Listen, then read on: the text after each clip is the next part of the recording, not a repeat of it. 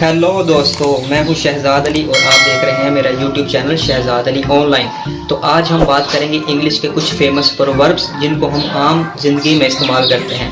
तो ये बात करते हैं। Number 1, good mind is the good find. आप भले तो सब भला। इसका मतलब ये है, अगर आप खुद अच्छे हैं बनना ही अच्छा है। अगर आप इखलाकी तौर पे अच्छे हैं तो आपको लोग भी अच्छे ही मिलते हैं आगे से। Number 2, self done is the best done.